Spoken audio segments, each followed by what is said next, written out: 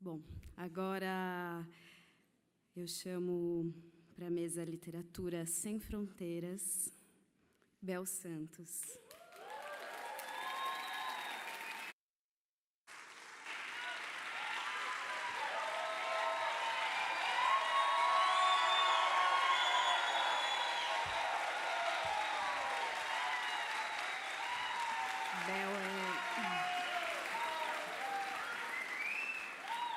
A Bel é educadora social do IBEAC e Rede Litera Sampa e deusa. Gente, vocês fazem assim, a produção vai achar que é tudo contratado. Hoje, pela primeira vez, o meu orientador de mestrado está aqui me ouvindo, ele vai achar que é tudo ensaiado. Quem me chamou sabe que eu tenho sofrido desde o início do convite. Eu faço parte daquele time que enfrenta a timidez para conseguir dizer o que poderia, talvez, não ser dito. Então, aqui tem essa mulher poderosa, é uma mulher tímida, que fica nervosa, a gente falou sobre isso ontem, e ainda mais, né, quando a gente monta uma mesa em que eu sou a minoria. Só eu falo português nessa mesa que vai acontecer agora. E, embora a Silvia Castridion fale que é um desafio e uma escolha para nós nos entendermos, cada um, na língua que fala, às vezes um dos meninos que vem para essa mesa fala muito rápido, então eu já vim munida aqui do meu tradutor. Então, vou chamar para essa roda de conversa que promete ser também deliciosa, a Maria Osório. Por favor, Maria. O Adolfo e o Fred Gonçalves. Obrigada, queridos. A gente tem se encontrado, alguns de nós, desde sábado, em Parelheiros. O Fred conseguiu chegar até lá e os outros temos nos encontrado aí nos intervalos. E depois dessa mesa, com esses meninos gigantes, a gente ficou pensando se a gente ia sair para tomar uma cerveja, se tinha sentido estarmos ainda aqui nessa mesa. Mas, como o Bruno disse no final da fala dele, a gente tem construído diálogos. O lugar da literatura é esse lugar do estudo, muito estudo, dos diálogos, dos afetos, também os afetos e as trocas de conhecimento entre gerações.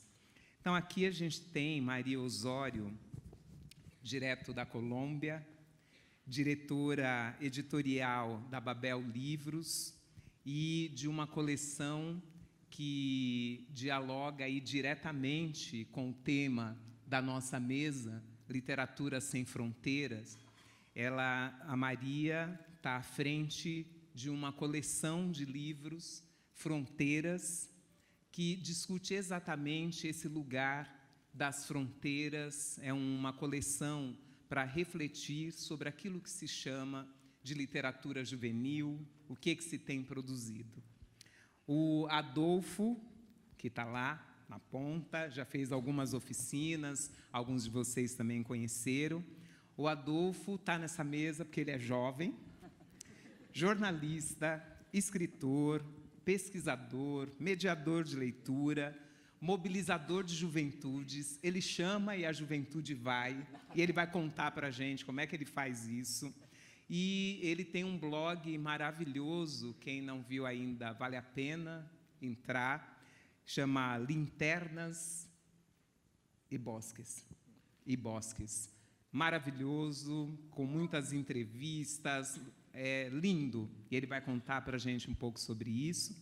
E o Fred Gonçalves, essa gracinha que fala velozmente espanhol, é um querido, prometeu, né, que vai falar hoje mais lentamente.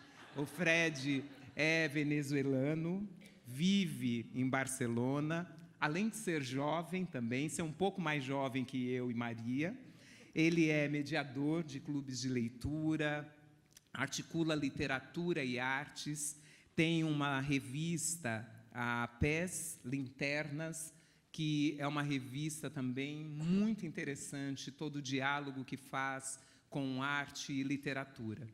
E aí nós combinamos, eles vão falar mais sobre cada um deles, mas nós combinamos algumas perguntas, assim, para começar, e que essa mesa com os jovens acabou trazendo para nós, né? São que a gente fica se perguntando, né, o que os jovens leem? E essa mesa sobre literatura e sobrevivência, né, mostrou para a gente essa intervenção agora. A gente fala, olha, fica achando que esses meninos precisam de literatura fácil. Precisa ter literatura fácil, porque eles não leem, tem que ser, né, usar sempre um sinônimo mais simples, porque a gente que vem da periferia não entende a literatura sofisticada, fica achando. Então, a gente, nessa mesa, vai se perguntar aqui, o que esses jovens estão lendo? O que eles leem? Quando a gente está falando de literatura juvenil, a gente está falando do quê? Que literatura é essa? De quais jovens nós estamos falando? O Bruninho perguntou na mesa, o que cabe nesse S Juventudes? É só para dizer que é plural? Esses meninos que saíram daqui, e essa menina, eles cabem naquilo que a gente chama de literatura juvenil? O que acontece quando os jovens atravessam as fronteiras? Quando esses jovens leem, estão no palco discutindo conosco literatura, o que acontece? Que fronteiras são essas?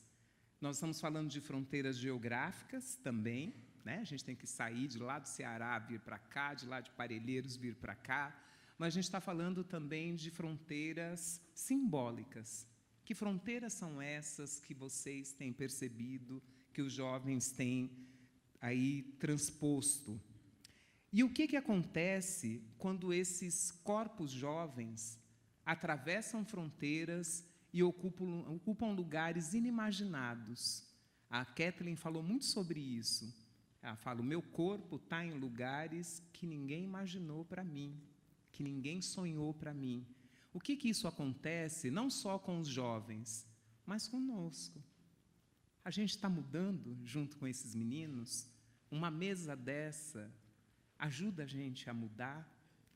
Então, a gente vai pedir para Maria começar. Nós combinamos assim, cada um vai falar aí uns 10 minutos, aí depois a gente tem uma pergunta que a gente ensaiou. Está tudo combinado, aqui não é bagunça não, né? Está tudo combinadinho. Aí a gente tem uma pergunta, depois eles também podem perguntar um para os outros, e quando estiver faltando aí uns 10 minutinhos, a gente avisa para as perguntas que precisam chegar por escrito. Por favor, Maria Osório. Muito obrigada. Bueno, muy difícil para nosotros hablar, no solo acá, después de lo que pasó, sino además en español. Yo voy a declarar que en este momento lo único que me queda blanco es el pelo. Vamos a pedir la presentación. Voy a mostrar lo que yo hago. Voy a ser el bicho más raro de todo el seminario, porque soy la única editora. Hasta hace un rato hubiera pensado que era un privilegio que estaban tal vez queriendo tener todos los editores independientes de América Latina. Estar acá sentada con este escenario, con mi catálogo, sola, delante de todos ustedes. Muy cómodo. Pero bueno, esto es lo que quiero mostrar hoy, es lo que yo hago como Frontera, lo que pienso para esa colección que se llama Frontera, y que espero que esa colección produzca a los jóvenes que escuchamos ahora, hace un rato. Frontera, un espacio de encuentro, una línea imaginaria que atravesamos sin ningún problema, donde podemos estar todos juntos. Yo acá estoy mostrando solo la forma, me gustaría hablar del contenido, pero no viene al caso. Es una colección que de todas maneras mis jóvenes colegas, muy jóvenes colegas de mesa, saben que es una colección que está hecha para hacer sentir una experiencia de vida. Es una colección que nace en contra de lo que está pasando con las colecciones que se ofrecen a la escuela. La escuela, por lo menos en América Latina de habla hispana, tiene el problema de que se producen una literatura que se empaca y se vende directamente y se obliga a leer en la escuela. Unas colecciones muy exitosas se venden por millares en todo el continente, pero que no necesariamente son lo que esperaríamos, que ni siquiera nosotros esperaríamos que leyeran los jóvenes. Es una colección que tiene, para mí, además, yo soy originalmente arquitecta, así que para mí la materialidad es importante. Es un libro que se puede agarrar con la mano muy bien, muy flexible, muy cómodo de leer. Aquí en este costado está toda la colección sostenida en mi mano, o sea, no pesa. Y nació como también, pues en contraposición de esto, pero como un manifiesto, es decir, yo quería hacer una colección para jóvenes, llena de imágenes, muy ilustrada, siguiendo tal vez la moda. Los jóvenes quieren ver más que leer, y pensé, ¿qué estoy haciendo? Lo que yo quiero es hacer una colección para leer. Así que peleé con la imagen y saqué próxima, todas las imágenes. La única imagen que hay en la colección es la foto del autor. El resto está diseñado de manera agradable, el color es otro de los personajes, es también imagen, el color está elegido especialmente para cada uno de los libros. Próximo.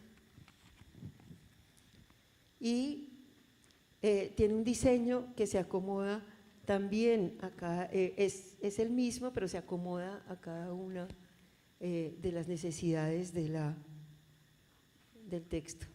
Próximo.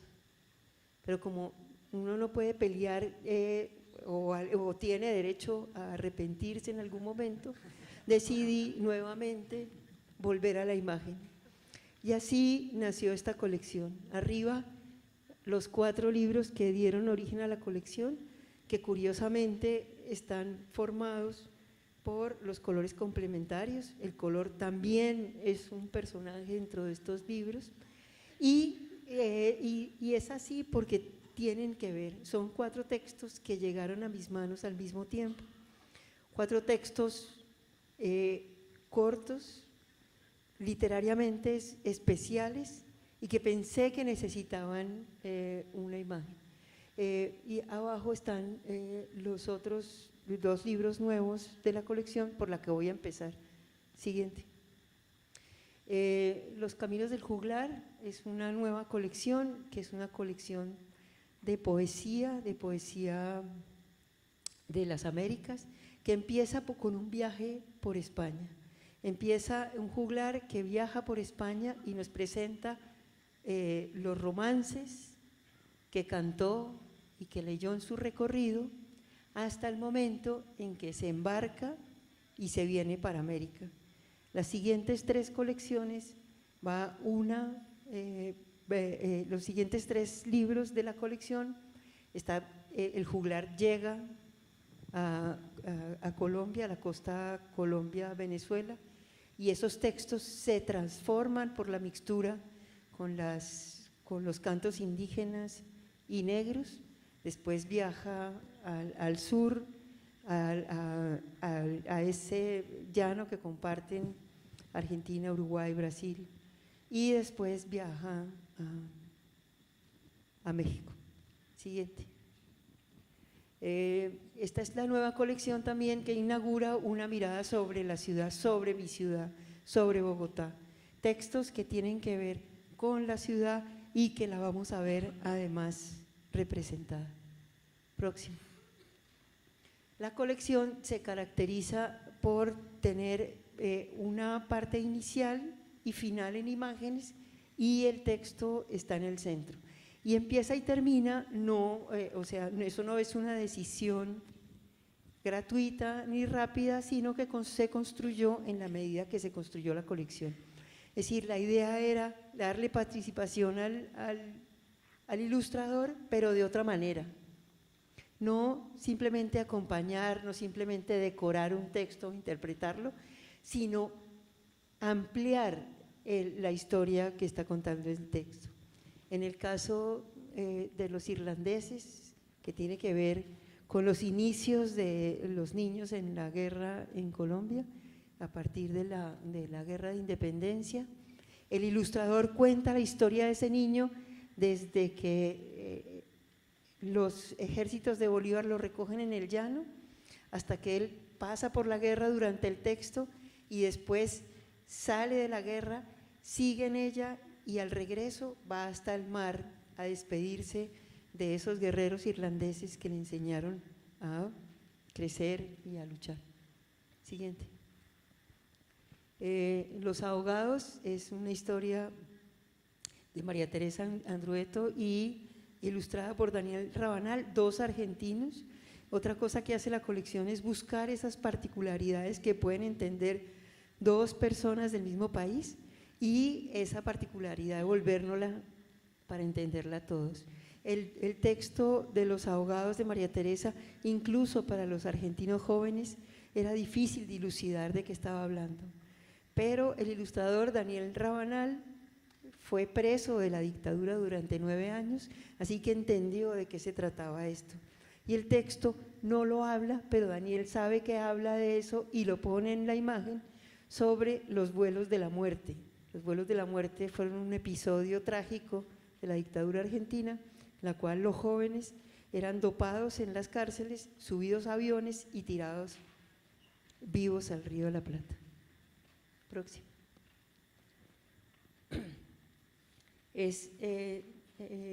Después hay dos libros que son dos niños que tienen que ser adultos antes de crecer, pues cuando son muy jóvenes. Entonces, este es uno que es un niño mayor que su madre, organizado, no puede soportar la vida desordenada, la familia, él tiene que tener un orden. Entonces, lo que hace acá el ilustrador en esto es presentar el personaje, así que cuando se abre la página y dice, no sé por qué en el colegio me dicen ordenadito, ya todos lo sabemos, nos lo acaban de presentar. Próxima. La mujer de la guarda, de nuestra querida Sara. Es un libro maravilloso también sobre una niña que tiene que asumir un papel adulto porque sus padres están inmersos en otros problemas que tienen que ver con la dictadura. Tienen que sobrevivir ellos, los niños tienen que hacer su vida solos. En este caso, la ilustradora lo que hace es crear un ambiente que envuelve y encierra a esa niña en una especie de jardín propio y personal. Próximo. Y para finalizar, la colección ahora quiere hablar desde los especialistas también a esos jóvenes lectores. Son textos literarios, textos muy agradables de leer que constituyen la colección Frontera Ensayo. De esta manera, lo que estamos haciendo es, o sea, no marcamos una edad, no necesariamente un público ni una escuela. Los que están implícitos en las colecciones de Babel son un joven y todos los jóvenes, o por lo menos eso pensaríamos. Eso, gracias.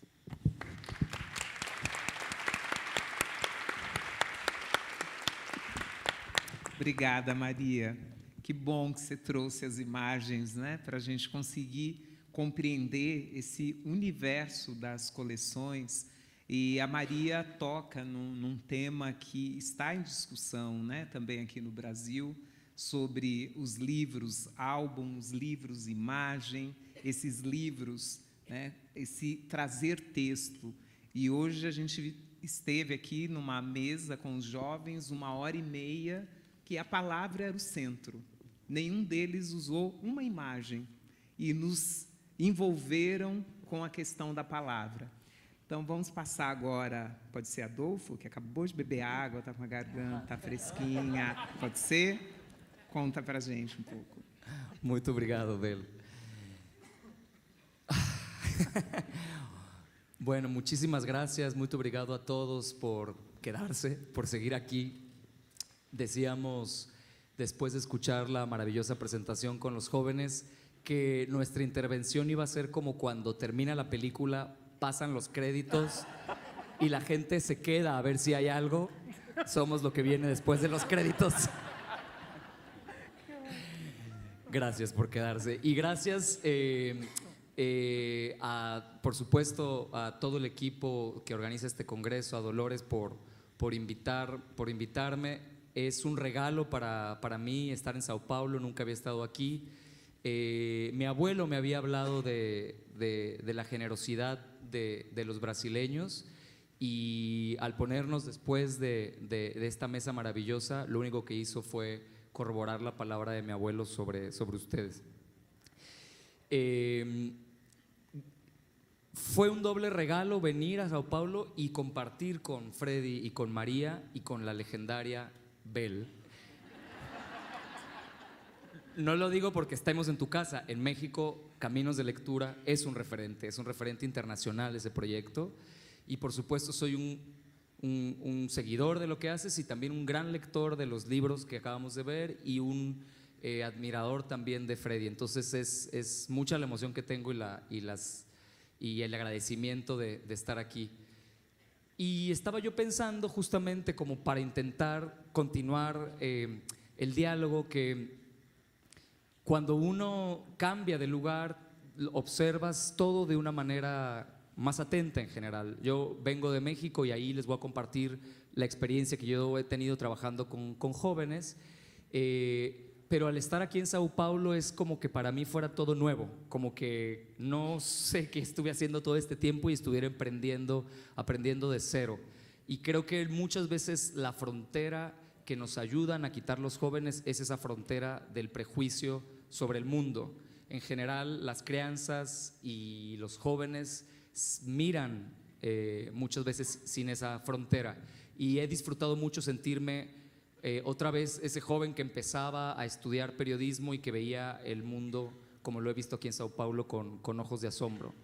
Yo me formé como jornalista, y cuando estaba trabajando en la Ciudad de México en un periódico de mucha circulación, creyendo que había traicionado mis ideales, porque mi tesis de licenciatura fue una defensa de los medios alternativos, y me gradué y fui a entrar así al peor periódico de distribución, el más grande. Pero bueno, quería yo trabajar y había una oportunidad ahí, y fue una gran sorpresa porque estando en el periódico descubrí que había un suplemento para niños que se llamaba Gente Chiquita, y yo nunca me había relacionado realmente con la mediación ni con la lectura. Mi experiencia era haber sido un lector desde pequeño, pero no tenía formación bibliotecaria, ni pedagógica, ni de mediación en particular. Y de pronto vengo de una ciudad muy pequeña en el sur del sureste de México, que es Veracruz, donde tampoco había bibliotecas ni librerías. Entonces no conocía yo la literatura infantil y juvenil, no sabía lo que se hacía. Cuando me mudé a la Ciudad de México y entré a trabajar al periódico en 2008, empecé a ver todo ese mundo de libros y a partir de este suplemento que se llama Gente Chiquita, tuve una experiencia que realmente me cambió el giro profesional completamente. Yo era un periodista enfocado a cuestiones de medio ambiente, era el ecoloco, así me decían, ecológico, y de pronto con este suplemento que era hecho para que lo leyeran los niños, no para que lo leyeran los papás sobre los niños, que es lo que luego pasa en muchos espacios, era para los niños directamente. Había un consejo editorial que estaba compuesto por niños, y este era un grupo muy crítico de lectores entre 7 y 12 o 13 años, que cada semana leían lo que escribíamos ahí. Yo escribía para muchas áreas, pero también escribía en este suplemento, y nos daban una retroalimentación. Para mí fue poderosísimo poder tener este contacto real que no existía en ninguna de las otras áreas para las que yo trabajaba. Es decir, uno escribe y escribe y escribe y publica notas y nunca te enteras qué pasó, si la leyó alguien, si le interesó, si envolvieron una papaya para que madurara con ella o qué hicieron con el periódico. Y los niños eran unos grandes lectores que cada coma, cada palabra, cada cosa que poníamos la leían muy atentamente. Y eso me hizo cobrar una conciencia, una visibilidad de ese público que me fascinó.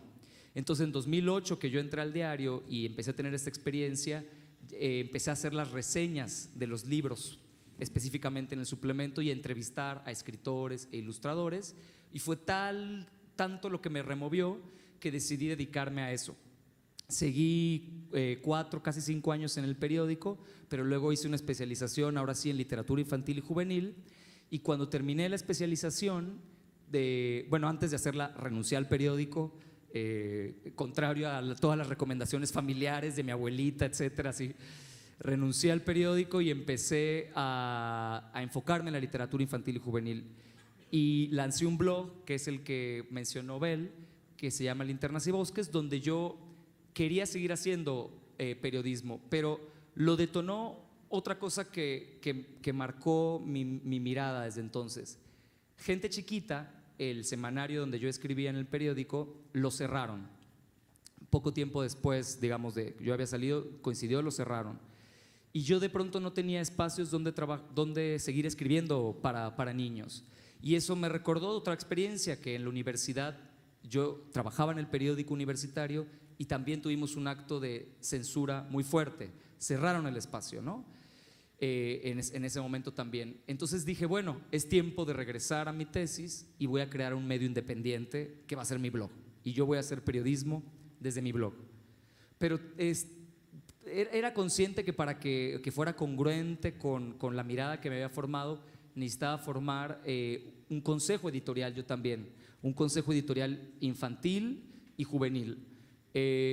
Entonces estuve 2 años con el blog viendo cómo se acomodaba las secciones que iba yo a reseñar, y empecé a colaborar poco después con la Biblioteca Vasconcelos de la Ciudad de México, y entonces sentí que la biblioteca podía ser ese espacio donde yo me reuniera con este consejo editorial.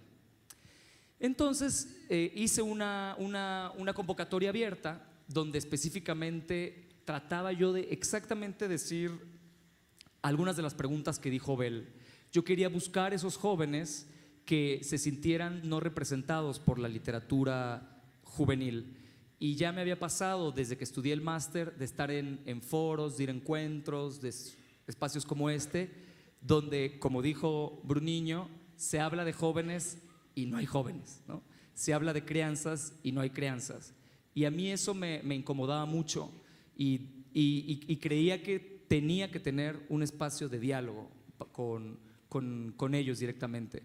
Entonces lancé la convocatoria buscando esos jóvenes que no se sintieran representados, y las preguntas eran provocadoras. Yo decía, ¿sientes que lo que lees no te representa? ¿Sientes que la literatura juvenil es una etiqueta muy corta para ti? ¿Crees que los escritores te tratan como idiota cuando lees las cosas que están hechas especialmente para ti? Y la respuesta fue muy buena. La biblioteca La Biblioteca Vasconcelos de la Ciudad de México es el cuarto recinto público más visitado del país, después de las pirámides de Teotihuacán, o sea, para que vean las dimensiones. Pirámides, Chichén Itzá, que es otro espacio arqueológico, y el Museo Nacional de Antropología. Los tres son espacios, sobre todo turísticos, de nuestra cultura, pero cultura muerta, digámoslo, ¿no? Importantes, pero espacios de memoria. Yo diría que la Biblioteca Vasconcelos, entonces, que ocupa el cuarto lugar, es en realidad el recinto público vivo más visitado de México. Esto, ¿cómo es posible? Bueno, Daniel Goldin, quien estaba al frente de la biblioteca y que lamentablemente ya no está, y incorporó una mirada que más o menos llamaba la hospitalidad radical, que tiene que ver exactamente lo que compartieron en la mesa anterior. Realmente que no solo la biblioteca se preste como un espacio para todos, sino que escuche a esos todos y los haga generadores desde la biblioteca. Entonces, bueno, yo tenía la fortuna de colaborar ahí. Entré a la Biblioteca Vasconcelos haciendo un círculo con jóvenes de libros prohibidos, así se llamaba. Me seguía interesando hablar de resistencias, de censuras, y después de ese proyecto lancé la convocatoria del Consejo Editorial y la respuesta fue impresionante, ¿no? Hubo muchos jóvenes a los que les interesó simplemente el espacio de diálogo. Y sucedió una cosa, que uno cuando planea estas cosas haces tu programación, ¿no? Como has aprendido. Yo dije, bueno, la primera sesión va a ser para que hablemos de quiénes somos como lectores, ¿no? ¿Quiénes somos como lectores? ¿Qué leemos? Esa primera sesión duró un año. Nunca salí, yo ya después era, bueno, luego contenidos del blog, luego qué vamos a hacer. No, ya no pude continuar con mi agenda, y es una de las cosas que aprendemos y que ustedes saben, a renovar, a cambiar, a improvisar, a adaptarse según lo que está pasando. Todo un año solo nos reunimos a contestar esa pregunta: ¿quién eres tú como lector? ¿Quién eres? Una cosa que tiene un peso ontológico y que al mismo tiempo dio un sentido de cohesión y de pertenencia al grupo. El grupo se dio cuenta que ya los contenidos del blog no eran lo más importante, sino definir quiénes eran ellos como lectores. Entonces, pronto salió la idea de por qué no hacer un manifiesto, porque había varios de los jóvenes que estaban muy enojados con la literatura juvenil que se publicaba y con algunas de las recomendaciones que hacían algunos booktubers, estos chicos que recomiendan libros en YouTube, y que no se sentían representados y querían no solo reunirse para hacer una colectividad, formar una comunidad, discutir quiénes éramos, cosas que son ya en sí mismas son valiosas, pero ellos querían hacer un documento, o sea, querían realmente hacer este tránsito del que hemos estado hablando toda la semana, que de alguna manera da validación. Ellos querían tomar la forma que ha usado el adulto para decir esta es la verdad, el manifiesto político, para decir esta es nuestra verdad. Entonces empezamos a discutir la realización de un manifiesto con 8 puntos que ahora les voy a compartir. Y el manifiesto circuló mucho. Después de un año de estar en las discusiones, terminamos el manifiesto, circuló mucho, se reprodujo. Ellos, claro, yo me acuerdo cuando íbamos a llegar al momento de firmar el manifiesto, que yo les dije, aunque yo era parte de las discusiones junto con otra amiga que hace mediación, que se llama Aurea Flores. Aurea es mucho más joven y claramente podía firmar el manifiesto. Yo les dije, chicos, bueno, yo he estado aquí acompañando y me siento parte de este grupo, pero creo que yo no debo firmar. Y uno de ellos me dijo, ¿pero cuántos años tienes? Y tenía 32 años en ese momento. Me dijo, no, según la ONG, no sé qué, la juventud termina en México, por lo menos a los 34. Y, bueno, gracias, perfecto. Cuando yo pasé los 34 sufrí, dije, ya no soy joven. Yo ya pasé ese momento, sí, por eso, en fin, ya no firmo el manifiesto. No, pero fue un gesto de validación que me pareció que hablaba también de lo que había pasado ahí y que me hizo a mí mirarme desde la perspectiva de ellos una vez más. A veces recuerdo la imagen que Felipe nos mostró de Lara, la maestra, leyendo sentada en el piso, sin zapatos, con sus alumnos, ¿no? Siendo parte de esa comunidad. Pareciera que a veces los títulos, la formación, va sumando fronteras, que es difícil quitar también, ¿no? Y a mí los mismos jóvenes fueron los que me ayudaron a quitarme esa frontera que yo estaba poniendo y a incluirme como parte del manifiesto. Aún así, ellos eran los que lo presentaban y empezaron a presentarlo en muchos lugares y empezaron a invitarlos desde muchos sitios, y lo que fue muy impresionante fue que el manifiesto empezó a generar otros manifiestos.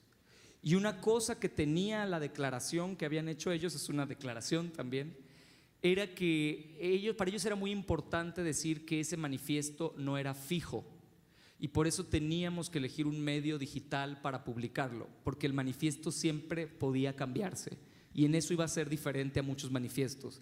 Era un manifiesto de alguna manera líquido, ¿no?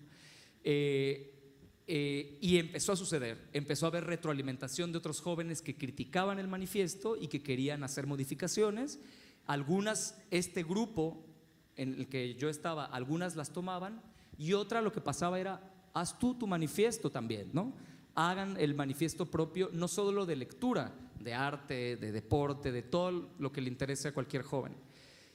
Y la última cosa más bonita, y ahora les muestro algunas imágenes y ya paso algunos puntos del manifiesto, es que después de hacer el manifiesto ya no había vuelta atrás. Es decir, hay un momento donde ya vimos algo y no podemos evitar dejar de verlo, y ellos ya como comunidad de jóvenes ya no eran los mismos y querían ahora continuar, por supuesto, produciendo.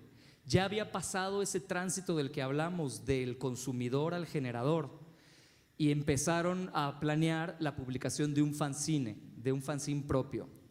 Y tienen ahora, es decir, ellos ya tienen van por el segundo número de un fanzine donde ellos publican lo que a ellos les interesa. El primer fanzine tenía el manifiesto, pero tenía también cosas que tienen que ver con sus lecturas, y abrieron un Instagram, un Facebook, un Tumblr, eso.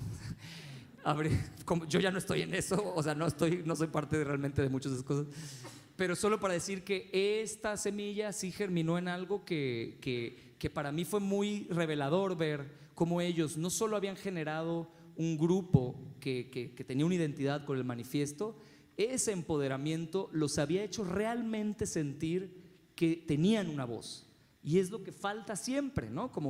Y es lo que en la Biblioteca Vasconcelos se trataba de decir: seas lo que seas y hagas lo que hagas, tú haces la programación de la biblioteca, ¿no? Entonces, de alguna manera, eso se sumó al ánimo de este grupo también, ese espacio. Y ahora sí, la presentación, aquí es el manifiesto del que tanto hablé con ustedes, así, el manifiesto. Ahí va, no lo voy a pasar todo, voy a pasar solo los 4 primeros puntos resumidos, y la presentación que van a ver es la presentación original que prepararon los jóvenes en algunas de las presentaciones que tuvimos.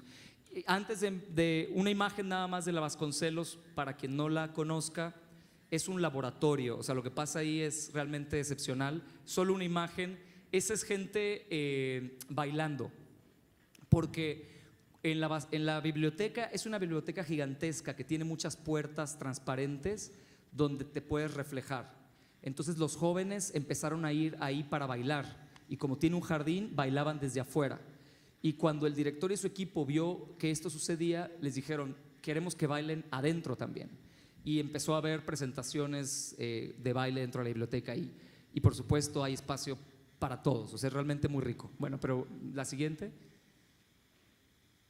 Este es el manifiesto: soy joven, soy lector. Afortunadamente uno de los chicos estaba estudiando diseño, entonces hace unas cosas así muy profesionales, porque esa es su formación y quería hacerlo además, ¿no?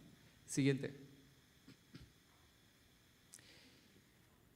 Empezamos con una maestra que justamente una de las discusiones que tuvimos fue sobre la que regresó mucho Bruniño, el adultocentrismo. Dice Mafalda: pero ¿por qué, papá? ¿Por qué no me lo explicas? ¿Por qué no? Porque sos chica y ustedes los chicos no entienden las cosas de nosotros los grandes. Está bien, pero prométeme una cosa. ¿Qué cosa?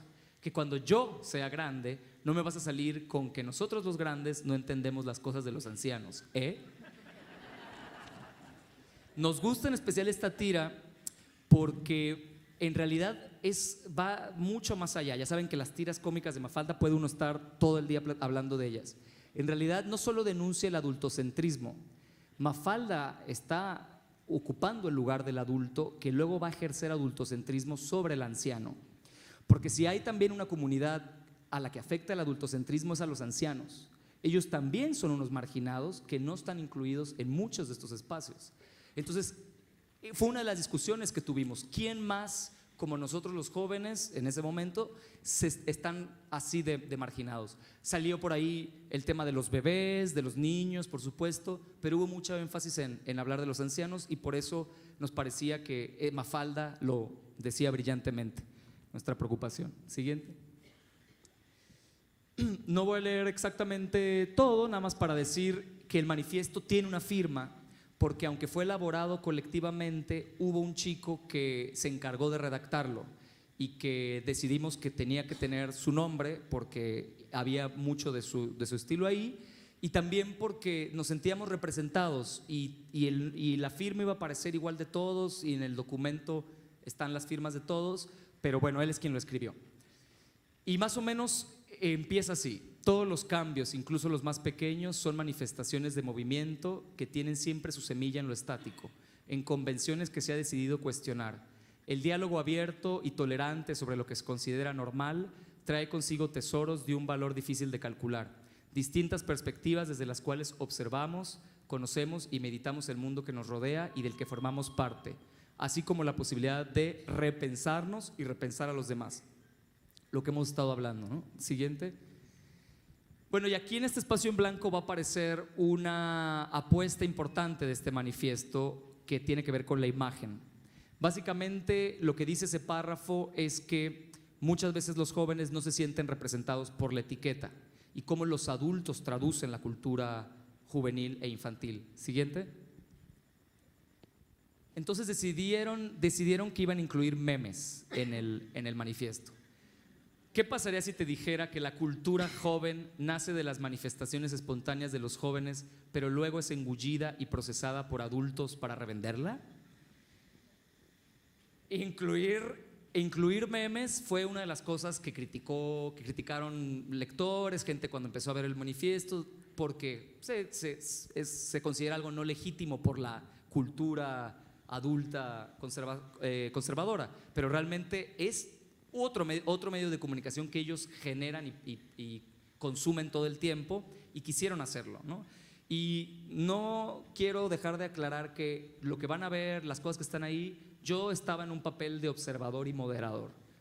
Yo sé que ustedes son sensibles a la juventud, pero también sé que hay muchos prejuicios muchas veces sobre los jóvenes y aclarar que toda la producción que ven fue hecha completamente por ellos.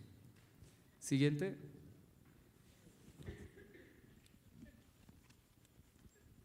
En todo caso, no nos interesa imponer o regular nada, solo considerar esos prejuicios y ponerlos en crisis. Por eso afirmamos que, 1, los jóvenes sí leemos y no nos conformamos con 20 minutos al día. Interactuamos con las obras que tenemos entre manos, establecemos un diálogo, nos involucramos, nos emocionamos, nos decepcionamos y preguntamos. Siguiente, esto es una crítica a una campaña que había en México de lee 20 minutos al día. Si pudieran dejar de decirnos que leamos 20 minutos al día, eso sería genial. Sí, ya nos tenían hasta acá, por todos lados en México, veías en el autobús, en la televisión, lee 20 minutos al día, 20 minutos al día. Y como si fuera, ¿no?, una receta, así, tómate tu medicina y ya está, con eso podremos decir que México lee. Los jóvenes dijeron, no, leemos mucho más que eso y sí leemos, ¿no? Una de las cosas que decía Abel también, sí leemos. Siguiente. 2, no nos limitamos a las novelas ni al libro, poesía, ensayo, cuento, crónica, cómic, cine, anime, fotografía, manga, videojuegos, forman parte de los textos que tanto disfrutamos u odiamos. Siguiente. Nos dicen todo el tiempo que debemos leer más. Leemos películas, anime, fotografía, mangas, revistas, novelas gráficas, videojuegos, memes y hasta la etiqueta del champú. Siguiente. 3, este es un punto interesante crítico sobre la industria editorial, que estuvimos mucho tiempo hablando de esto. En lo que se refiere a los libros, sí prestamos atención a lo que hoy en día se considera literatura juvenil. Mientras más leemos y nos enteramos de nuevas lecturas, más nos damos cuenta de los estrechos límites con los que se pretende escribir para nosotros. Se crean modelos que se convierten en lo que el resto del mundo cree que realmente o únicamente nos interesa. Siguiente. Necesitamos que los chavos compren más de nuestros libros. ¿Qué hacemos? Más triángulos amorosos, regalitos con cada compra. Y si publicamos historias y géneros diferentes en lugar de seguir fórmulas, gracias, me salvaron allá, y lo tiran por la ventana. Obrigado. Siguiente. Muchos bestsellers juveniles son el más claro ejemplo de ello. Romances fallidos, héroes unidimensionales, triángulos amorosos, distopías domesticadas. Todos son elementos de fórmulas repetitivas a la segura, argumentos que podemos disfrutar en determinado momento, pero que en su reiteración cansan, provocan una necesidad de algo distinto, de otro acercamiento a lo que significa juventud. ¿Acaso nuestra complejidad cabe en tan escasos temas? Siguiente, y el meme es muy claro. Nuestras caras cada vez que dicen que por ser jóvenes solo nos interesa leer sobre cambios físicos, romance, violencia y sexualidad. Bueno, el último punto que vamos a ver. El libro impreso ha dejado de ser el único soporte para leer. Eso de leer en pantalla no es leer de verdad, nada como el libro. Ningún soporte deslegitima la experiencia lectora, solo son tecnologías distintas que operan en diferentes contextos. Bueno, y acá voltea, no se alcanza a ver, pero tiene una cara así como de ¿ah? ¿Qué te pasa? Siguiente. Bueno, y ellos decidieron también diseñar para volantear una versión resumida y se entregó masivamente en todos lados, en el metro, en la biblioteca, en la feria del libro. Es importante decir que conseguimos que instituciones de validación como la Feria Internacional del Libro Infantil y Juvenil de la Ciudad de México, quizá la feria más grande de literatura infantil y juvenil en español, dedicada solo a eso, presentaran el manifiesto. Se presentó el manifiesto a un grupo muy grande de jóvenes, varias veces se hicieron talleres para nuevos manifiestos y se empezó el proyecto liderado por ellos de un manifiesto soy niña, soy niño, soy lector, soy lectora, que está en construcción. Siguiente. Y estos son ellos, ahí están algunos de los jóvenes. Sí, eso es en la biblioteca. La siguiente es en la feria del libro, dando los talleres, repartiendo los volantes, haciendo los nuevos manifiestos. Y siguiente. Y ya, eso es todo. Muchas gracias.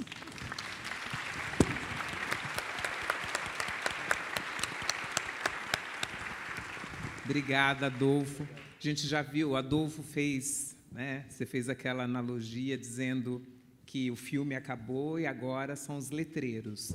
Já percebi que você é aquele que lê até a última frase, né, do letreiro. Falou tranquilamente, 25 minutos, né? Não foi isso que a gente tinha combinado, mas tudo bem. Então a gente leu a legenda lá até o final. Não digo mais, não digo, já terminei, já fiz. Não, vamos ver. Não, temos tempo ainda. Mas acho muito bacana isso que você traz, né? Eu tinha lido o manifesto e ontem nós falávamos, né, que em Parelheiros a gente foi escrevendo e reescrevendo, e a Kathleen retomou isso hoje, até que as nossas mães compreendessem. E esses meninos têm escrito até que nós adultos entendamos e que outros jovens também possam entender. O manifesto traz uma coisa fascinante dessa reescrita e de essa apresentação, falando, olha, conheçam mais um pouco quem somos nós.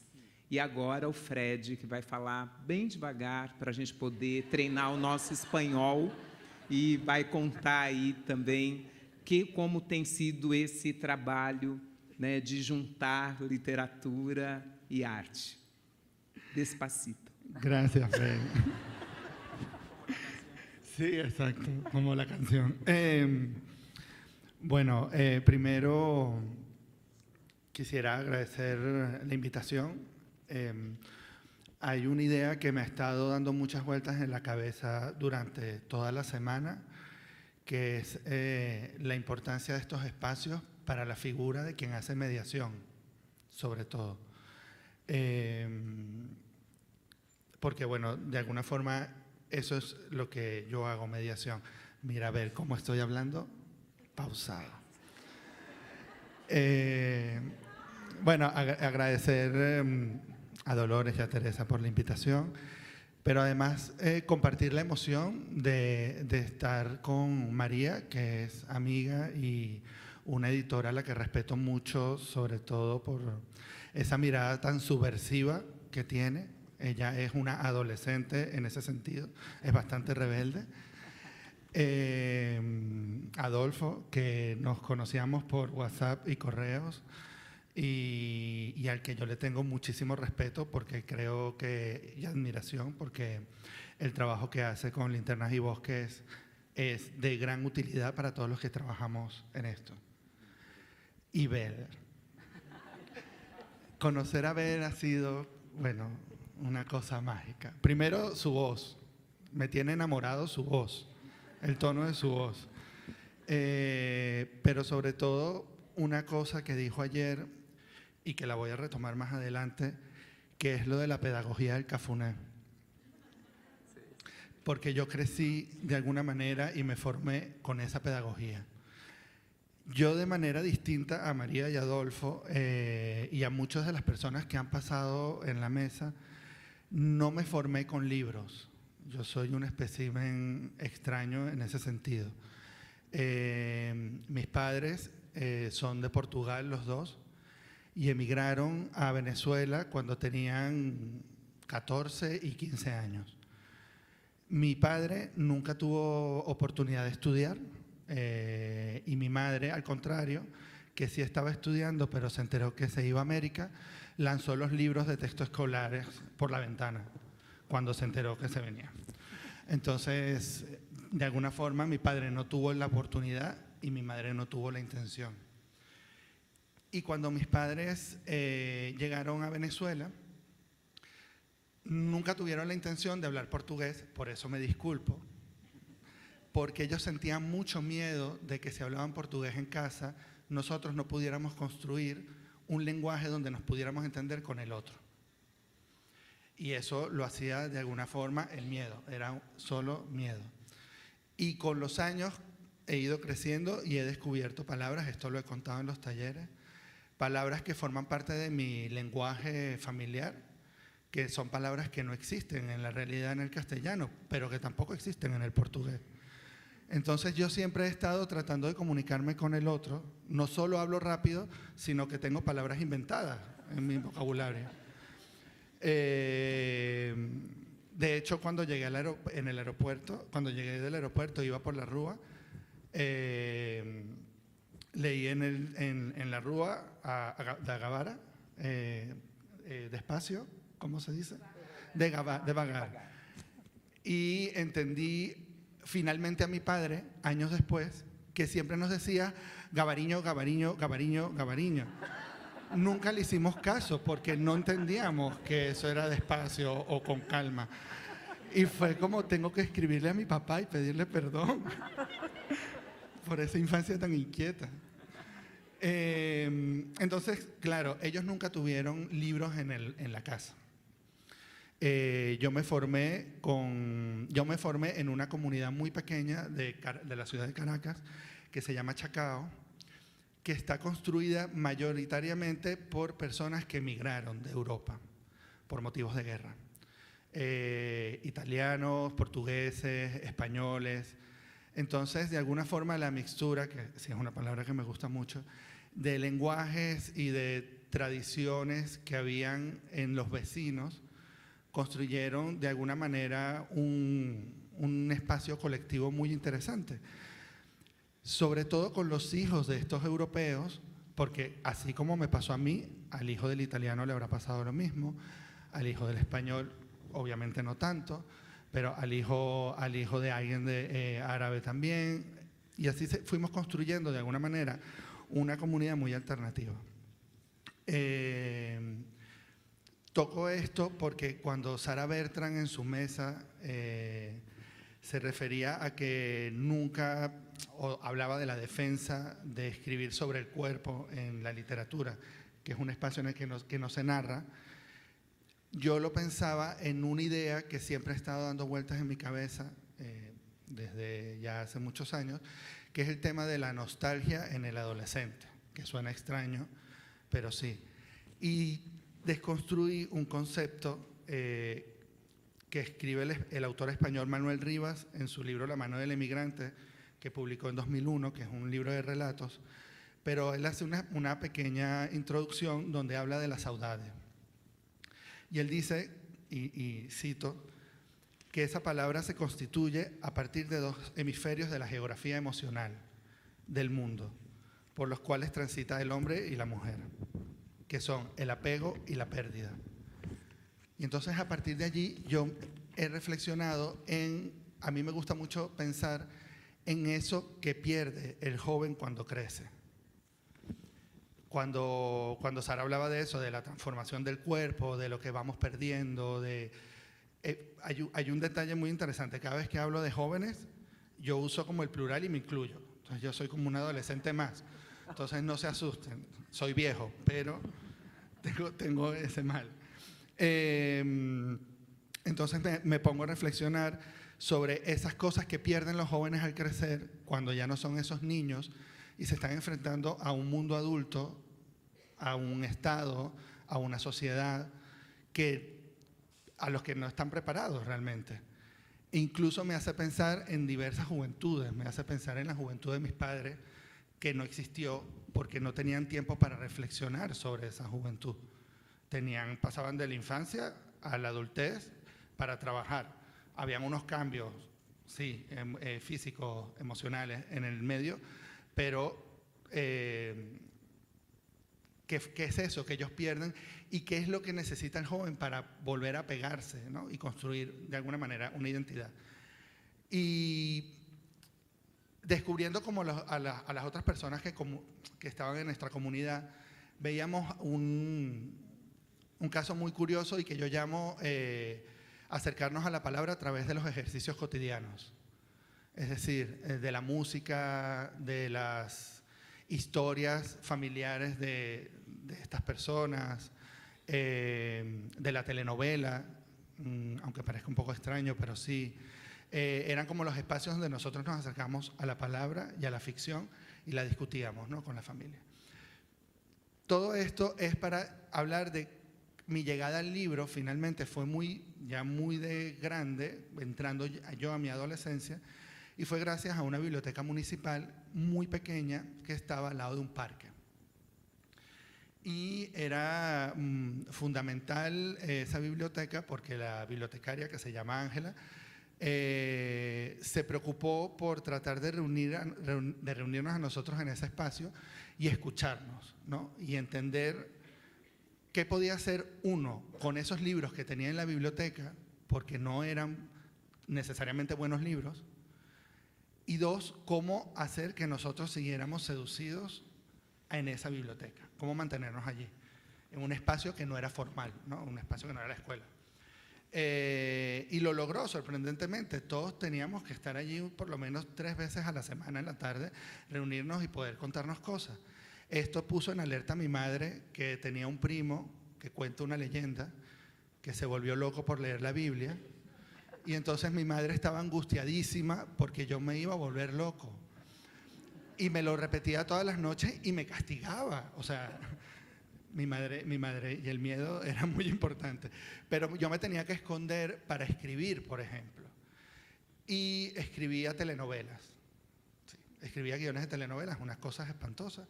Pero escribía cuadernos y cuadernos y cuadernos. Y lo chistoso era que esos cuadernos los compartían entre todos los demás. Entonces todos los jóvenes de Chacao estaban leyendo la telenovela. O sea, no la estaban viendo, estaban leyendo una telenovela. Y era algo muy curioso, que fue cuando entendí que era un camino que yo tenía que seguir, el de la telenovela, pero además el de la escritura, ¿no? Pero más que el de la escritura, en el que también me he dedicado, es sobre todo el papel del mediador. Yo creo que lo más bonito de la mediación es poder transmitir eso que la bibliotecaria Ángela hizo por nosotros, poder encontrarte con el adolescente, hablar con él, encontrarte, escucharlo, oír, saber qué es lo que quiere y entender, y esto es importante, entender, y aquí quizás voy a hacer un poquito antidiscurso de María, que a veces hay libros que son placeres culposos. Todos tenemos placeres culposos. Que hay libros que estos chicos de Adolfo enunciaron, y es verdad, y yo estoy de acuerdo que estos libros existen, pero a veces esos libros para personas que solo se han formado con ese ejercicio cotidiano es una manera también de acercarse a la lectura, no de manera de puente. O sea, yo no creo que leer Crepúsculo te vaya a llevar a Drácula, de Bram Stoker, no lo creo. Pero sí creo que el papel del mediador es fundamental para poder establecer, cruzar esas fronteras, para darles un viaducto a ellos. Y uso la palabra viaducto, que es una palabra que se inventó uno de los chicos que hizo un primer club de lectura conmigo, que se llama Jaime Yáñez, y cuando él empezó en el club de lectura tenía 15 años probablemente, o 14 creo, y habló del salvoconducto porque él decía que no creía en las fronteras, sino que él tenía espacio libre para cruzarla, ir y venir cuando quisiera. Y a mí siempre me gustó esa palabra salvoconducto, porque quizás mis padres no tuvieron la oportunidad de ese salvoconducto.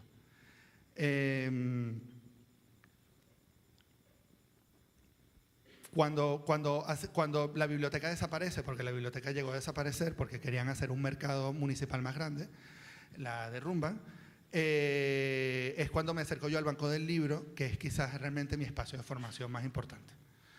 Y el Banco del Libro decidió subvertir de alguna manera esa idea que tenían de lo académico solamente, e hicimos el ejercicio de Adolfo del manifiesto, pero no del manifiesto realmente, fue distinto.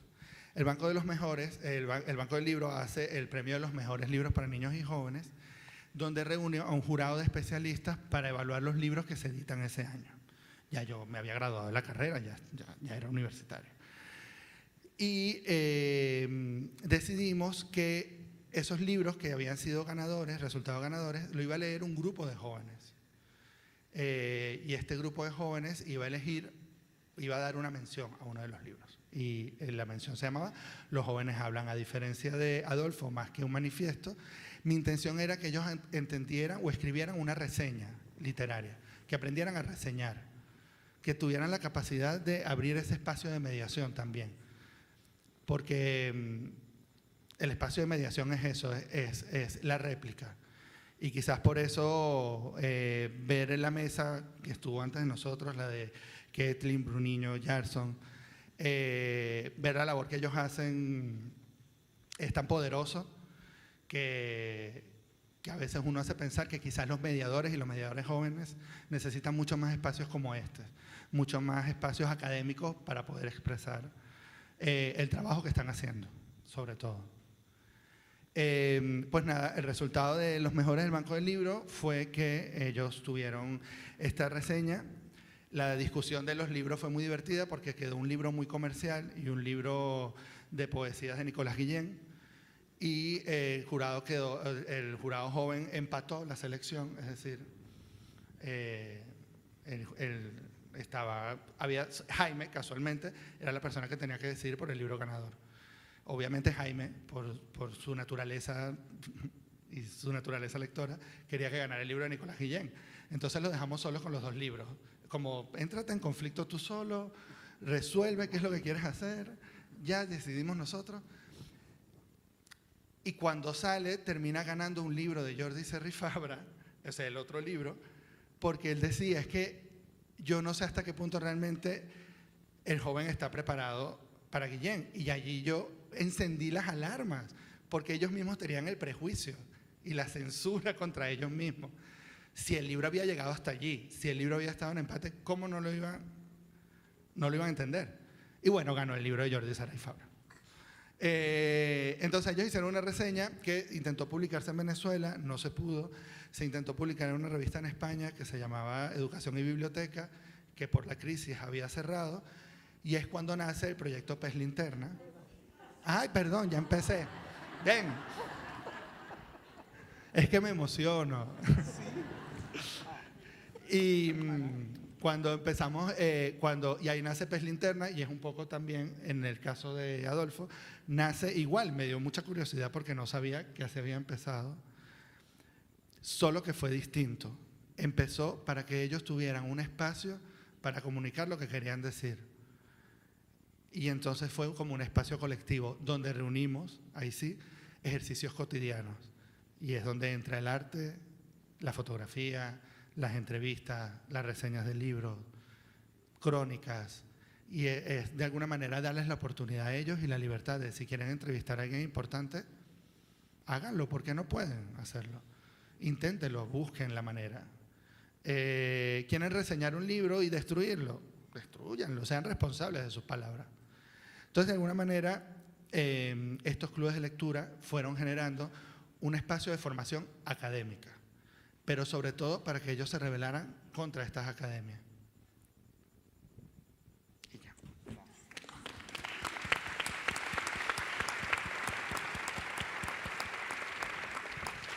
Una cosa, todo esto está muy relacionado con pedagogía de Cafuné.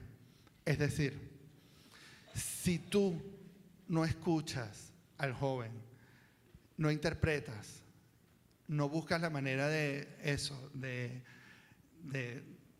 encontrar la manera de que ellos también establezcan sus propias ideas, no de imponer las ideas, de que ellos lleguen a ellas solos,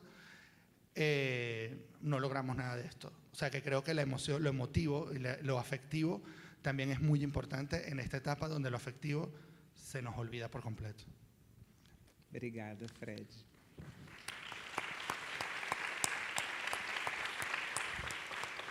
E muito obrigada por falar, você viu? Não precisei recorrer, embora tem estrutura para cada um ficar livre, pode falar rápido, tem os fones, né, gente? Mas muito bacana isso da gente conseguir, né, se entender. E o que a gente está fazendo aqui, desde que nos encontramos, foi encontrar os pontos de sinergias, né, entre aquilo que nós temos feito e que tem sido o tema desse seminário. Como é que a gente escuta o outro, né? Como é que a gente escuta os jovens, como nós nos escutamos enquanto especialistas, ativistas, de que forma nós estamos sensíveis também uns aos outros, a perceber que a gente pode trocar e fazer mais. E aí eu vou fazer uma pergunta para a Maria, que a gente já estamos no plano C, né? Então, a gente fica bem à vontade, se também vocês quiserem perguntar para os outros. Mas, para a Maria, você que está num lugar de decisão, né? Você é uma diretora que desenvolve uma coleção, você está num lugar de editoria. Como é que você tem percebido esse lugar de aproximação com as outras cadeias do livro? O Fred traz aí a importância do mediador. Como é que as editoras estão se relacionando com os mediadores, não só com os jovens, mas quem está ali no meio também produzindo? Há muros, que às vezes a gente fala de fronteiras, mas tem horas que essas fronteiras são muros também, porque aí tem uma pressão de um lado de cá, que é se o livro não vende, né, o que os meninos do Adolfo trouxeram. Então, está todo mundo tentando entender os jovens para produzir livros que vendam. Então, que muros há nessa relação entre a editoria, os mediadores, os leitores, e que caminhos há também? Por favor. Bueno, todos son muros. Digamos que en este caso el editor es el malo del paseo, el que hace el negocio, el que vende, el que se ensucia con el cochino dinero.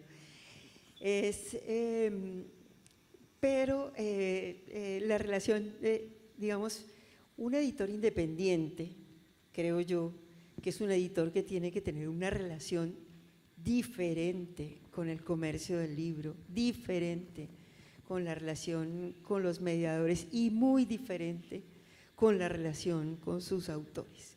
Un editor independiente no es un editor chiquito que cambia de estatus cuando se vuelve más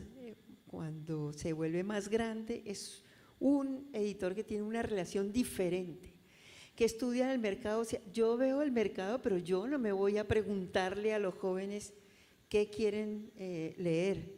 Yo escucho y veo y critico lo que se está produciendo, que me parece que la peor literatura que se está produciendo en el momento es la literatura juvenil, incluso esa que pues puestos a entretenerse pueden leer esas cosas, pero si vamos a hablar de lectura, preferiría que habláramos de otro tipo de libros. Y tenemos un conflicto muy grande con esto, es decir, el mercado del libro, no conozco cómo funciona el mercado del libro en Brasil, pero sospecho que hay muchas cosas muy parecidas. Es un mercado que no es un mercado abierto. El mercado del libro para niños y jóvenes es un mercado cautivo. Es un mercado que está en la escuela, que se compra para dotar bibliotecas, que se compra masivamente para planes de lectura y que no se hace un esfuerzo por volverlo como parte de la vida diaria, por estar en todas las librerías tranquilamente, por acercarse a él, no los estudiantes como estudiantes, sino de civil, en una librería, sin tener ese drama de tener que leer por obligación, sin tener digamos, para un editor independiente es prácticamente imposible. Primero nos estrellamos con el muro de los mediadores. Los mediadores seleccionan y estos son los 20 libros mejores de este año y llegan, porque yo también tengo una librería, llegan todos los mediadores con la lista. Quiero los 20 libros que le gustan a Freddy, por favor. Y entonces, después, yo qué digo, ¿qué hago con los otros 15.000 títulos que tengo en la librería? ¿Los quemo? ¿Los regalo? ¿Cómo le voy a dar yo como librero oportunidad a esos libros? ¿Por qué no le dan los mediadores también oportunidad de manera más amplia a los libros? ¿Por qué la escuela no visita las librerías y ve de manera más amplia la oferta? ¿Por qué hay que comprar masivamente si no es por interés del Estado para comprar barato y de los editores para vender en volumen? Yo creo que la reflexión desde la producción tiene que ser desde la producción también. No, los editores no podemos estar acá parados viendo a ver qué dice de lo que hacemos. Nosotros también tenemos que ir allá y hablar con la gente, hablar con los jóvenes, hablar con los mediadores y criticar también nuestro espacio, también lo que hacemos, incluso echar para atrás si es necesario. Yo creo que se ha abusado de manera atroz de lo juvenil, que se ha abusado de una manera horrible, que se produce la peor literatura, la más vendida, eso sí, pero lo peor se produce para los jóvenes. Y yo creo que lo que tenemos que hacer es producir literatura que incluya a los niños, literatura que incluya a los jóvenes, pero que no excluya a los adultos ni excluya a nadie.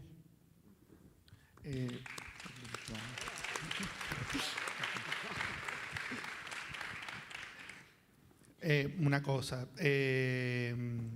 no creo, o sea, no he defendido, porque entiendo cómo es ese mercado editorial por dentro, desde la experiencia además, y sé que esa construcción de libros es una construcción mediada por intereses económicos, pero a lo que me refiero yo es la mediación lectora. O sea, ¿en qué estatus está la mediación lectora en el espacio de la formación? Porque el mediador lo que tiene que hacer precisamente es ayudarlos a ellos a ser libres, a elegir esas otras lecturas en las que uno cree realmente. Pero yo prefiero que las elijan ellos desde el pensamiento libre, provocarlos para hacerlo, y obviamente haciendo una selección pensada, que era un poco lo que decía Silvia ayer también. Es decir, también hay que pensar en la selección, en el espacio de la selección. Sin embargo, en ese espacio de la selección no puedo privar por lo menos un libro así. Entonces, de eso se trata un poco también, que sea un espacio democrático. Te pongo 3 libros que yo considero maravillosos, probablemente de Babel, pero te coloco uno que sea cuestionable, porque bueno, lo vas a querer leer, cuestiónalo. O sea, aprende a cuestionarlo. Es que creo que eso también es importante, enseñarle al joven a cuestionar eso, porque si no lo cuestiona, va a seguir pasando lo que está pasando ahora. Graciela Montes justo habla de cómo, y bueno, muy adelantada, Graciela Montes, nuestra gurú, filósofa de la literatura infantil y juvenil, ella dice que esa labor antes de hablar del placer de la lectura, de lo que complace al lector, tiene que ver con alimentar su perplejidad. O sea, como que el mediador tuviera que enfocarse, ir un paso atrás antes de pensar si va a conectar, si no va a conectar, si vamos a generar el hábito o no. ¿Cómo hago que mis lectores cercanos se sientan todavía perplejos por el mundo? Ella habla justo así de esa perplejidad, de un deseo, de hecho, ¿no? Y que ese deseo, un poco lo que estás diciendo tú y a lo que apuntaba María, tiene que ver con que ese deseo sea, conecte con lo propio, pero que de alguna manera hay una mirada crítica, ¿no? O sea, como… Mas aí, Adolfo, te mandaram uma pergunta e aproveito para lembrar, dá para mandar perguntas por escrito, nós temos aí uns 15 minutinhos ainda, e perguntam para você se é possível superar essa visão adultocêntrica, já que a mídia informativa tem cada vez mais reduzido o espaço para as manifestações das crianças. Há uma subestimação desse universo infantil. Então, te pergunto, tem saída? Sí ten. Igual me gusta tu pregunta porque está bien no ser naïfs y hacer un poco de historia. No es una salida fácil porque la historia de la cultura infantil y juvenil es una historia de resistencias y de censuras donde en general los adultos han definido qué es ser niño y qué es ser joven y cuáles son los espacios válidos para que los niños y jóvenes hablen. De hecho, justamente es en esa tensión donde uno puede entrar, entre el poder que sí te da ser adulto, pero también tu sensibilidad de estar cercano a los jóvenes. Pero pensando en el título de la mesa, yo creo que sí es posible más, o sea, nosotros nos estamos viendo un poco el ombligo ahora mismo, ¿no? Porque ese es nuestro trabajo. Pero los jóvenes eligen sus lecturas y leen sin nosotros. Es decir, la literatura sin fronteras, esa de esos espacios de los que hablas, quizá la frontera es el adulto. Quizá una literatura sin fronteras es un adulto, una literatura, no voy a decir no mediada, porque capaz que suena así como muy bruto, pero igual y sí. Es decir, los jóvenes no están esperando a que nosotros los dejemos leer una u otra cosa. No están esperando a que nos digan qué deben leer o no. Desde siempre se han apropiado de ciertas lecturas y han rechazado otras. Se apropiaron de Gulliver, de Robinson Crusoe y rechazaron los manuales de urbanidad. Y eso sigue pasando. Esa literatura sin fronteras y esos espacios en realidad son los que ellos construyen más allá de nuestro seminario. Es decir, y también aquí, porque puede haber un espacio que es necesario. Pero tiene salida desde nuestro lugar críticamente, pero no olvidar que es un espacio que ellos conquistan todos los días, con o sin nosotros, ¿no? Chegou aqui uma pergunta, não está direcionada a Maria, mas foi quem tocou esse assunto, mas ficamos aí os 3 livres para comentar. Qual é a importância da narrativa imagética para a literatura? Delimarque. Qual a importância da literatura imagética para a literatura? como podemos transpor o preconceito com a imagem em livros literários?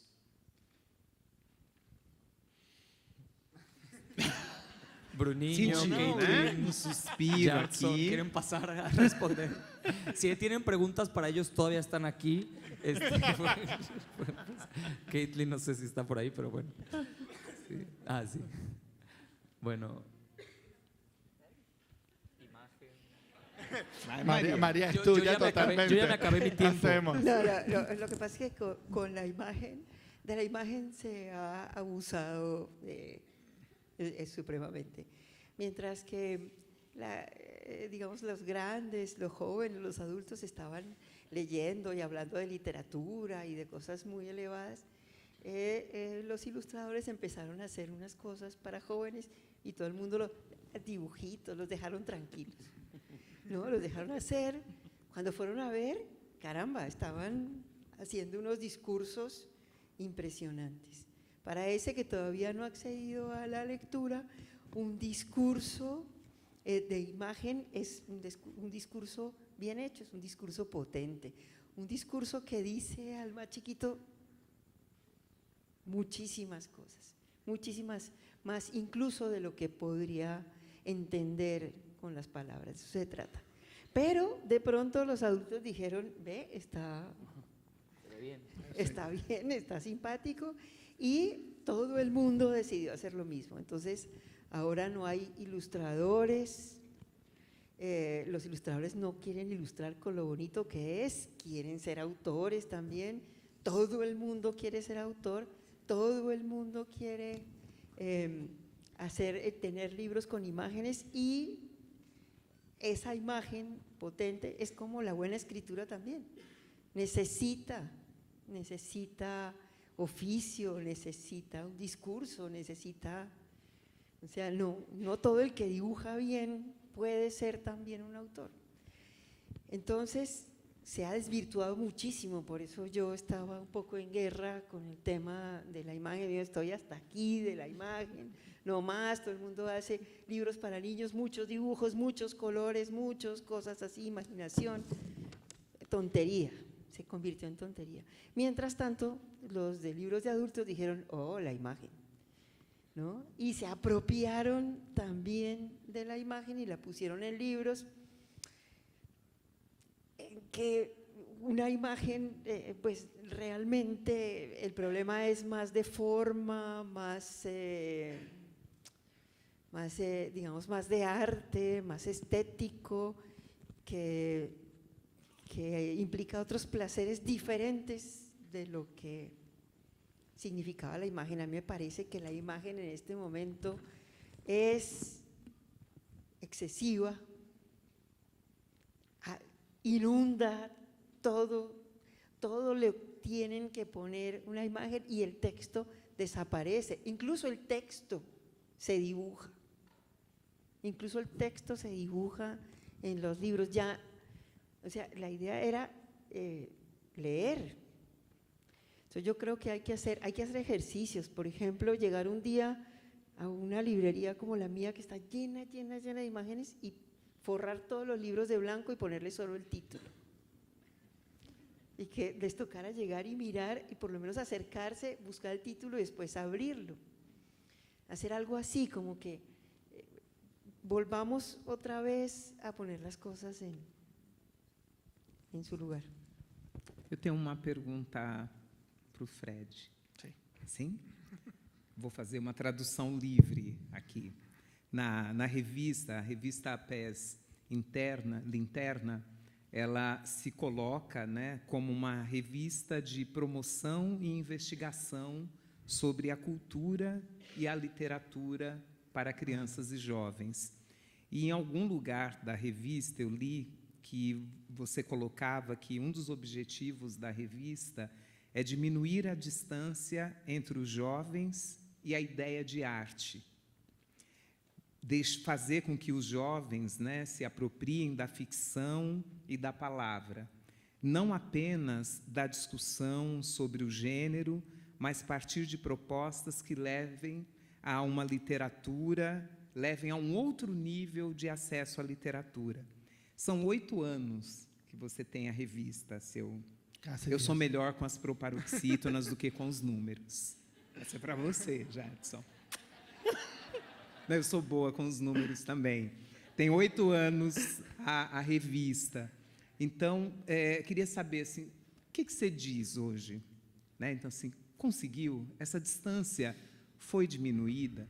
E uma outra coisa que me interessa, né, os jovens nos provocaram aqui. Eu estou com eles, Sim. muitos deles o tempo todo, eles nos provocam para que a gente também mude.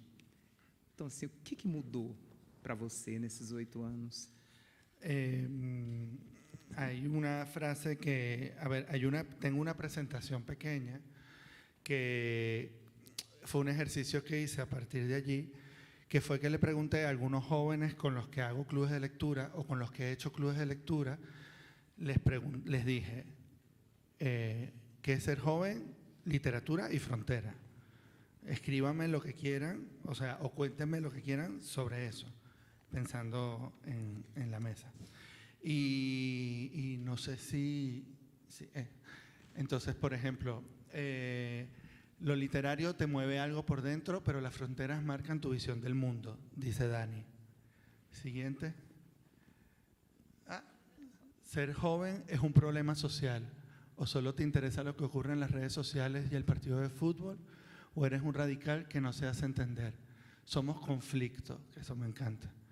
Por eso me importa la literatura, porque sus mundos nos revelan algo desconocido del nuestro. Hugo. Las generaciones anteriores esperan demasiado de la nuestra y no entiendo por qué. Mi frontera está en escribir. Me doy permiso de contar mi vida o de mentirle al otro sin que nadie sospeche que ese individuo falso que también soy. Sí, eso me sorprendió mucho.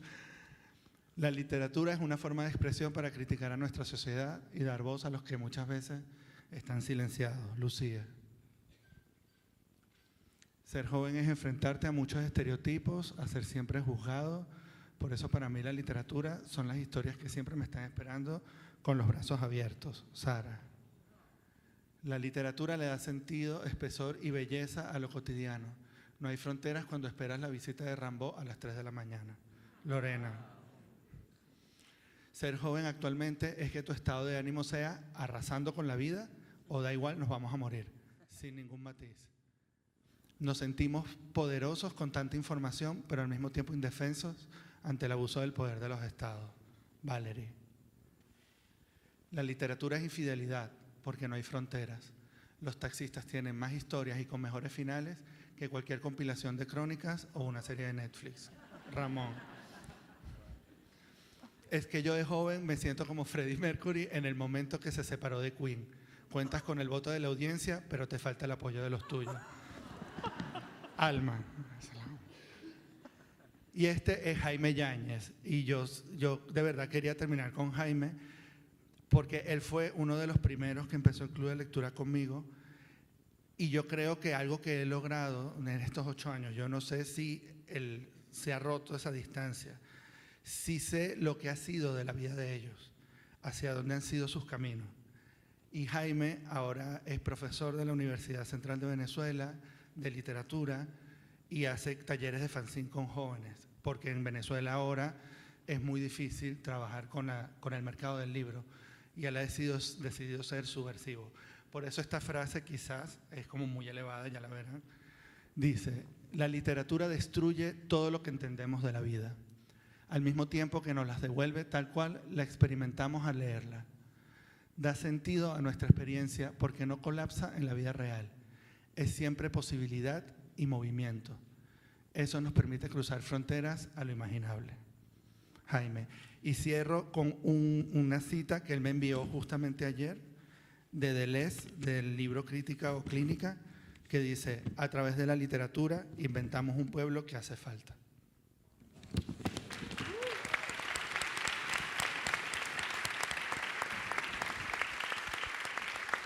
Ainda bem que a gente ensaiou as perguntas para ganhar esse presente das falas. A gente já deu o nosso tempo, mas ainda a Dolores sempre deixa a gente passar um pouquinho, né, Dolores? Sim, né? Então, não sei se vocês têm alguma pergunta para fazer um ao outro, ou alguma coisa que não deu para comentar. A gente tem um tempinho ainda. María, ¿de dónde te sale ese ingenio para hacer unos libros tan bellos?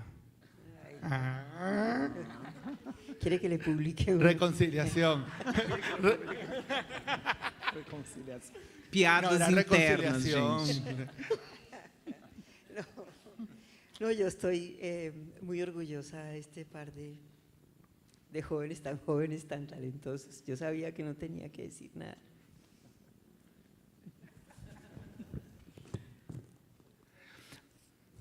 Solo mientras veía las frases de los jóvenes, recordaba como lo importante que es dar estos espacios y en los talleres que estuvimos dando en la oficina sobre creación de personajes, cómo la literatura muchas veces te permite verte a ti mismo como un personaje, pero sin olvidar que eres una persona antes. Y lo que usábamos en el taller para construir el personaje, que aquí hay personas que lo tomaron, eran 4 elementos que son el nombre, el cuerpo, el lugar y el deseo. Y me gustó ver justamente los nombres de estos personajes, sus deseos, sus lugares y ver cómo todo eso está justamente construyendo un espacio que es de alguna manera de ficción, pero que tiene los pies en la realidad. Y a lo mejor muchos de los que hacemos mediación de lectura estamos todo el tiempo dudando de si no es toda una ficción lo que estamos haciendo, si funciona, si no, pero siempre todo personaje que amamos tiene algo de persona, ¿no? Entonces está bueno como recuperar esa esencia humana que tienen todos los personajes y dejar de vernos como personajes, los jóvenes como estos personajes que encarnan algo y volver a vernos como personas, ¿no? Eso. Yo un comercial. ¿Puedo? Sí. ¿Puedo sacar la caja? Qué libros. Bueno, tenemos un libro de la fotógrafa Sara Berta, de la mujer de la guarda, que vamos a rifar ahora cuando se termine la mesa. Y nada, yo la verdad, solamente para despedirme, quisiera también como hacer honor a eso que defiendo de la mediación y decir que a mí personalmente me hubiera gustado mucho que el seminario culminara con la mesa anterior, dándole el poder a los jóvenes antes que a nosotros. Y felicitar a Abel por el trabajo tan maravilloso que hace.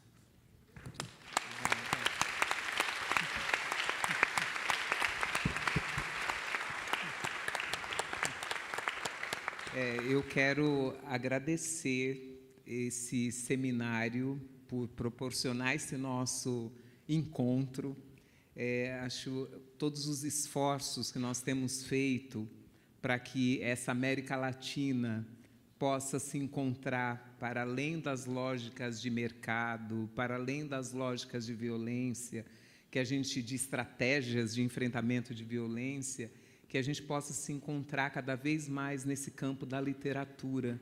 Nós 4 e todos os outros que nos antecederam são pessoas que acreditam na palavra, que acreditam nessa força da literatura. A literatura tem proporcionado encontros, mudanças de lugar. A gente conversou um pouco sobre a minha pesquisa de mestrado, que tem sido essa experiência e esforço de construir com os meninos e meninas de Parelheiros que lugar é esse da academia, sobre que experiência nós estamos falando, e nós que estamos pesquisando, escrevendo sobre isso, nos encontrarmos, vai ajudar a gente a diminuir muitas outras distâncias. Quero agradecer a convivência que nós tivemos nesses dias, foi muito, muito especial para nós, para o país e para o nosso continente. Obrigada, meninos. Obrigada, Maria. Foi muito lindo esses dias aqui com vocês. Bom, caras, caros, companheiros desses 3 dias maravilhosos. Antes de chamar nosso próximo convidado, e a gente vai dar uns minutinhos até para quem quiser tomar uma água, etc., mas queria fazer alguns agradecimentos, certo? Para poder fechar o evento antes do Visnik, porque vai ficar muito tarde. Então, eu queria agradecer primeiro a presença de cada um de vocês. Muitíssimo obrigada por estar junto com a gente durante esses 3 dias. Queria agradecer a todos os nossos convidados internacionais e nacionais que fizeram deste seminário um momento inesquecível, que tiraram a gente do lugar, foi realmente extraordinário.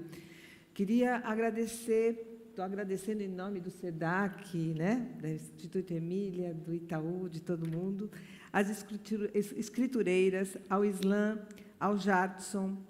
Agradecimentos especiais ao SESC São Paulo, na figura do diretor regional de São Paulo, Danilo Santos Miranda, uma grande inspiração para todos que trabalham na confluência da educação, da arte e da cultura, ao SESC Pinheiros e toda a sua equipe, que, mais uma vez, nos acolhe nesse teatro maravilhoso, e, sem dúvida nenhuma, ao Itaú Social e toda a sua equipe, representadas por Ângela, Daneman e Diane, pela confiança e parceria na realização desses eventos tão importantes e significativos, e pela aposta da importância e do papel da tão falada inconformidade nestes dias. Gratidão. A nossa equipe maravilhosa, que tornou esse seminário possível. Sandra Medrano, Amanda Dafoe, Carolina Glicério, Carolina Splendidori, Danilo Mecari, Helena Cavalhunas, Júlia de Francisco, Karina Souza, Priscila Brossi, Taruman Luiz e sua equipe, Fernando Cavalcante, equipe M de Maria. As nossas intérpretes de Libras, Vânia Santiago, Simone Caldeira, Ricardo Ferreira.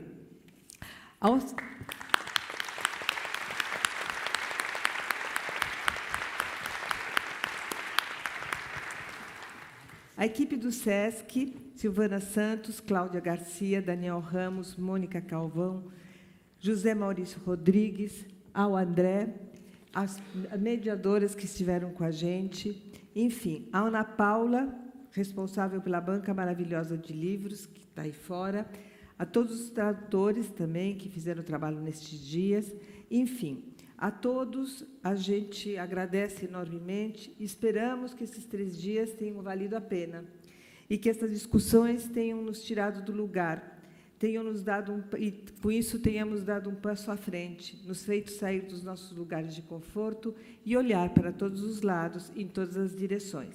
Era isso do que se tratava. Enfim, antes de fechar, vai ter um sorteio agora, mas antes de fechar, eu queria falar para vocês que este livro maravilhoso, A Mujer de la Guarda, vai ser publicado até o final do mês, no Brasil, chamado A Mulher da Guarda, certo? Pelo Selo Emília e pela editora Solis Luna. Então, aguardem que esse livro estará conosco muito em breve.